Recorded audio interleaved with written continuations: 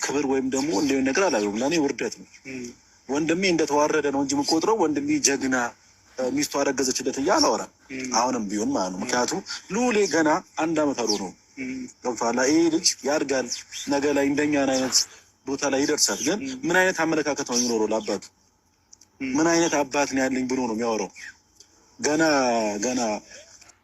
ሜላ ቪዲዮ ሩታ ሀብቴ ነው ኮሜንት የምትሰደበው። ምን አረገች እሷ? እኮ ሀቅ ይውጣልኝ ቤቷ ተቀምጣ በሪሞት ከፍ ዝቅ እያደረገ ቴሌቪዥን እያየች እኛ ስንባላ ቤተሰቦቼ ራሴ ወንድሞቼ ሲሰደቡ ሲረገጡ ዝም ብላ ስላየች ይቅርታ ስጠይቀኝ ነው ያለችው። መብቷ ነው ደግሞ ይቅርታ የመጠየቅ መብት አላቸው። ለምን ብትሉ ይቅርታ ማለት እኮ መዋረድ አይደለም። በስራቸው አፍረው ይቅርታ ማለት አለባቸው። ራሳቸው ደብቀው ቤታቸው ቁጭ አድርገው አቢላ ያቺ እህቲቱ ወንድሟ ሚስጥራቸውን ቤታቸው ራሳቸው ልጅቷ አልጠፋችም። የዛው ቤት ተቀምጣ ነው በሪሞት እያየች ሲታሰሩ እንደዛ እስር ቤት ሲገቡ ምናምን እያየች ነው። አብርሽ ምን ያህል ቦታ እንደደረሰ እያየችው ወደውና ብታፈቅረው ብታስብለት ቤተሰቡን ወንድሙን ሲረብሽ እንደዛ አይ እኔ እኮ እንደዚህ ነው ብላ ደውላ አንድ ቃላት ነግረውም እንዴ እናንተ ወደ የት እየሄዳችሁ ነው? ሩታ እኮ ስለማርገዝ አይደለም የመጣችው። ሀቄ ይውጣልኝ ቤተሰቦችን ሁሉ አሰድባለች። ምን የሷ ማርገዝ የዝክን ያክል ለምንድን ነው ቤተሰብ የረበሸው? ለምንድን ነው ለሱ ደውላ አንድ ቃል እንደዚህ ነው ብላ ለምን አትነግረውም? እኛ ምን አገባን ብላ እኮ ነው እንጂ የመጣችው። አረገዘች አላረገዘች ሩታ ተመልክቷት አይደለም። አዎ አሁንም ቅንብር ነው፣ አቀናብረው ነው ከወዲያ ከወዲህ ነው የሰሩት። ሄርሜላ አረገዘች አላረገዘች ሩታ ቴንስ አይሰጣትም። ለምን ቤተሰቦቼ እኔ ለምን እስር ቤት ገባን ነው? ለምን ተከሰስን? በሰው እናንተ ምስክር አደራይቶ እኮ ሊያስገባቸው እኮ ነበር። የመጠየቅ መብት የላትም እንደ ሩታ ሀብቴ አላት። አንድ ሰው ሲወነጀል ራሱን ካላስከበረ ማለት ያስከብርላት ነው። ታስከብር ሩታ ትክክል ና ዛሬ ያደረገችው። ስለ አብርሽ ስለ ህይወቴ አይመለከተሽም ተህይወቴ ውጭ እሷ ህይወት ልግባ እኮ አላለችም። ሲጀመር የትኛው ህይወቱ ነው አብርሽ? እንደዚህ ቤተሰቡን አንገቱን አስደፍቶ ትናንትና ለመናገር እንኳን አፍረው እኮ ነው። ሚዲያ የሚወራ አይደለም የሚወራው ነው ወቅ ያለች እቲቱ አፋፉን ኤፍሬም በቂውን ነገረው። አዋረድከን አቃለልከን አለው። አስተዳደግህ እንደዚህ አይደለም አለው። 1 ዓመት ሳይሆን አንድ ሴት ልጅ አስረግዘህ አስወልደህ ደግሞ ሌላ ሴት መሄድ ይሄ ውርደት ነው አለው። ወንድነት አይደለም አለው። ይሄ ጀብድ ነው እንዳለው ትክክል ነው እንዴ? ታናሽ ወንድሙ እንኳን አዋረድከን አቃለልከን ብሎ ሲናገረው እሱ ግን እናንተ ምን አይነት አስተሳሰብ ነው ያለው? ግን በጣም የሚያስጠላ። አሰላሙ አለይኩም ወራህመቱላሂ ወበረካቱሁ። ክርስቲያን ወገኖችም ሰላም ብያለሁ። ዛሬ መጥቻለሁ በማታው ቪዲዮ። ላይክ ሰብስክራይብ ያደረጋችሁ ቪዲዮአችንን እስከ መጨረሻ አይታችሁ አበረታቱን። ነገር ግን ማለት ነው የመጣሁት ሩታዬ ማታ ባረገችው ነገር እሷ ምንም ያደረገችው ነገር የለም። እሷ ሀቄ ይውጣልኝ ይቅርታ ይጠይቁ ተወንጂ ያለው ማለቷ ያብርሽ በቀንታ ነው የሆነ ነገር። መጀመሪያ የተውላች ተሰቅላችሁ ስታወሩ መጀመሪያ አዳምጣችሁ ግቡ። ርዕስ እያያችሁ አትግቡ። በርዕስ ብቻ ሩታን ለመሳደብ አትሩጡ። አሁንም ሩታ ተሰድቤያለሁ በማላውቀው ነገር ይቅርታ ይጠይቀኝ ነው እንጂ አለችው። አብርሽ ከኔ ጋር ይሁን ምናምን አላለችም። ህይወታችንን በጥብጠዋለች፣ በውሸት ቤተሰብ በጥብጣለች ነው ያለችው። ትክክል ናት ደግሞ ወንድምን ያህል እኮ ትታሳስር እኮ ነበር። ጓደኛ የተባለን የሩታን ቤተሰብ በሙሉ እኮ ለማሳሰር ወስና ነበር እኮ። ይሄን ያደረገችው አቀናብራ ነው፣ አርግዛ አይደለም። አሁንም እርግዝና ሰበብ ሳይሆን እሷ በቃ ሁሉን ነገር ለመረበሽ ስለፈለገኝ ነው። ይቅርታ ብትጠይቅ ታሄ ነውራለው እንዴ? ሩታ ሀብቴ ምን አረገች? አሁን የሷ ደም ለምንድን ነው ግን አንድ ሰው መረዳት ያቃታቸው? እሷ እኮ አሁንም ይሄ እንደዚህ ማንም ጋር የሚጋደመው እንዴ እኮ ለተዳራ አይሆንም። ምንም አይሰራላትም። ሩታ መጣ ቀረ። እህቴት እኮ አፈረች፣ ማውራት አፈረች። ሚዲያ የሚወራ አይደለም ዝም በል ነው ወንድሟን ያለችው። አሳፈራቸው። በጣም ወረደ። በእውነት ነው የምላቸው። አይመለከታቸውም። ትጉዳኝም ትተውም ሄርሜላ አይመለከታቸውም። እኔ ነኝ የምገባበት፣ እኔ ነኝ እዚህ ውስጥ የገባሁት፣ እናንተ አይመለከታችሁም። አዎ አብርሽና ሄርሜላ የገቡትበት ውስጥ እነ ሩታና እነ ኤፍሬም አይመለከታቸውም። ለምን ምን ይሰራሉ እዛ? ግን ውርደቱን የነገሩት ዝም ብለህ ባገኘው ሴት ትጋደም አዋረድከን አለው። አዎ አዋረዳቸው። በቁም ነገር ያገባቸው መሰለ ቀለበት አደረገላት እንጂ እኮ ሽማግሌ እኮ ልኮ ቤተሰብ አልለመነም። በእውነት ነው የምላችሁ፣ ውርደት ነው ይሄ። ፈልገው ነገር ቢኖር ማለት ነው እሷ ሲጀመር ውሸቷን ነው አረገዝኩኝ ምናምን እያለች የነበረው።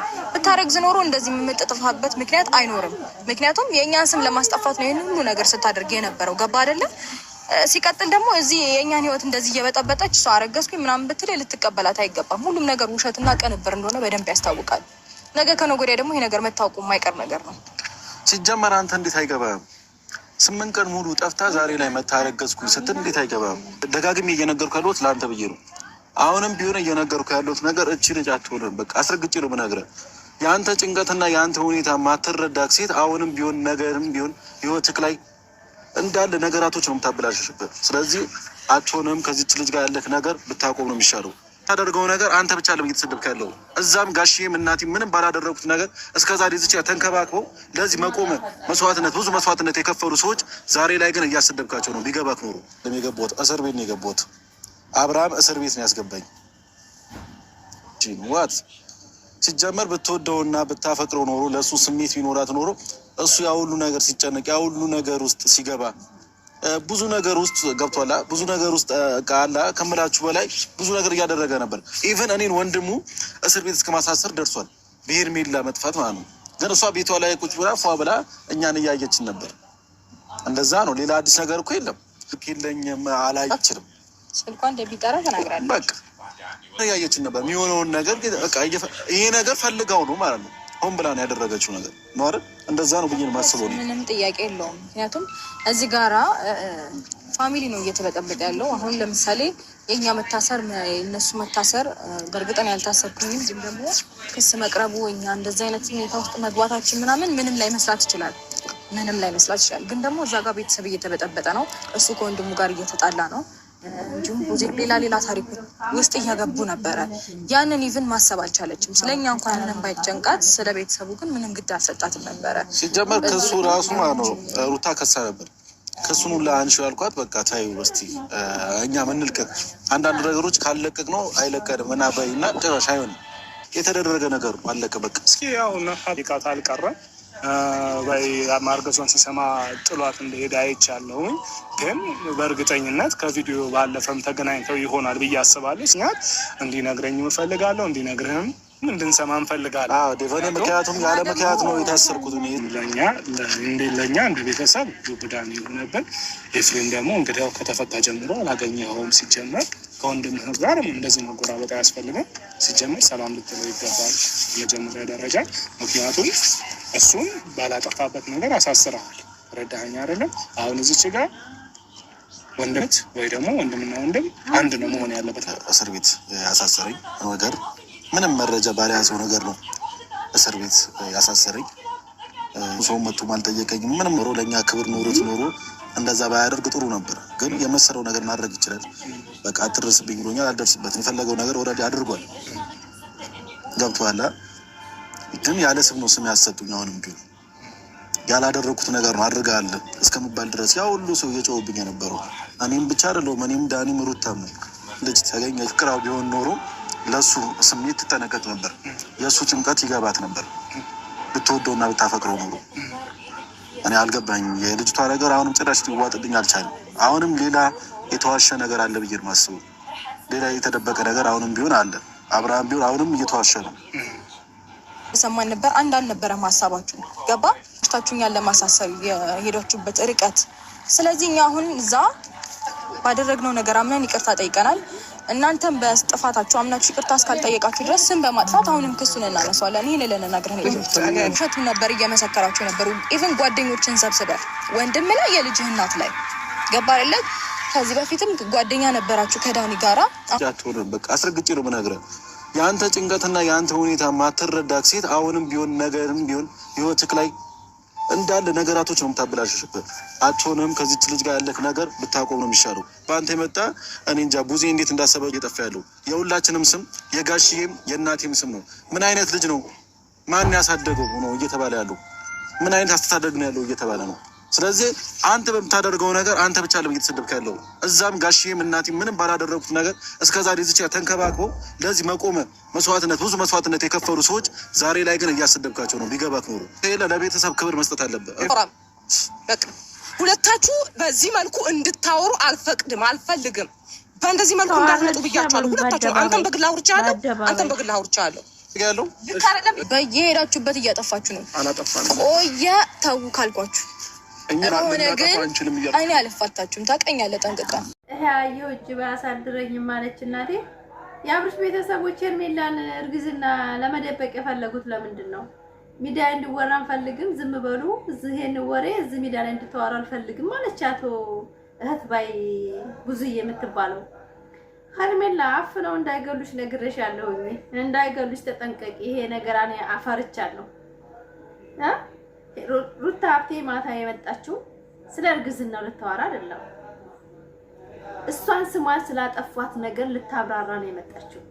እሷ ቤቷ ተቀምጣ በሪሞት ከፍ ዝቅ ያደረገኝ እንደዛ ውጣ ውረድ ስናይ መከራ ስናይ ለምንድን ነው እንደዛ ያስፈለገው? ክፋት ለምንድን ነው እንደዛ ያሰራችው? የእሷ ማርገዝ ሰውን ማባላት ምን አስፈለገን ያለችው?